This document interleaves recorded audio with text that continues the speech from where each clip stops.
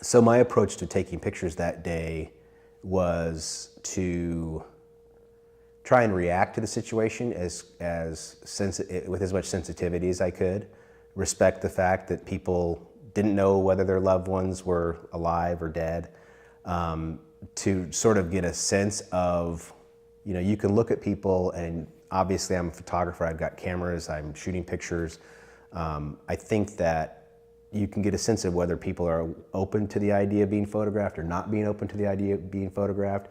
I think that in some situations, you just have to recognize the fact that you have to make the pictures, and the people aren't going to like that. But the story is compelling, and that you need to make those pictures, and that's a really, really hard thing to do. And there's ways to do it, and there's ways to shoot pictures that you don't have to be in somebody's face with a 20mm lens. You can back off with a 200, or you can be back with a telephoto lens. I saw, when I entered that fairgrounds building, there were several people sitting around, and different groups of people, but clearly she was one of the more emotional, and there were people there who were comforting her. And so, we had that moment of eye contact, and also, I went up and asked her if she okay, how was she doing? Would it be okay if we shot some pictures? And shot a few pictures, and then there were some people who were there who basically shoot us away. And so, from shooting close, we were shooting more I was actually next to the AP photographer, and so we were shooting relatively close.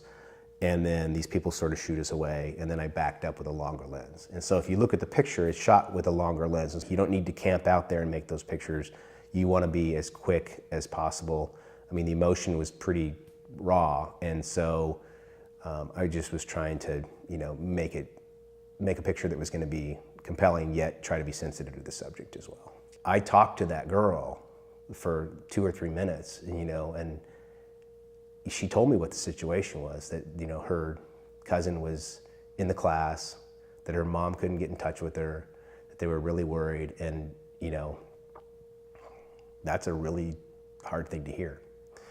And so, I made those pictures, and I kind of came back around a couple of times and made more pictures, but I knew that when I shot the initial pictures that I didn't necessarily want to be too invasive of their family. They were extraordinarily gracious in letting me, talk to them and get the names and do all that stuff.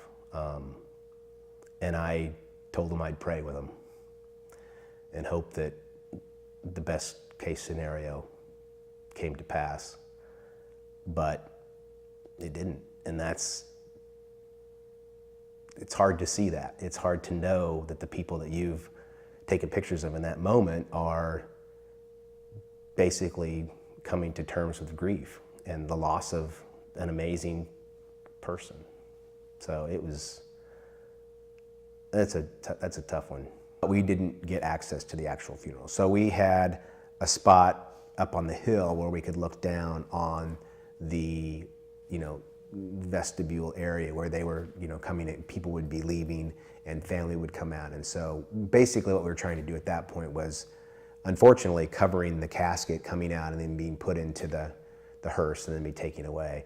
I mean, it's frustrating on one hand. I mean, again, the sensitivity factor, the people, the media and the way that we are seen sometimes as being insensitive, I think that that's an unfortunate caricature of what we do.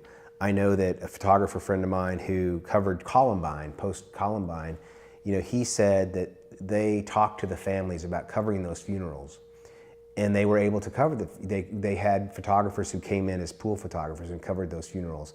And even though there was some reluctance by the families initially, after it was said and done, they actually were glad they had those pictures, because it was sort of the people coming and showing their respects for their loved one.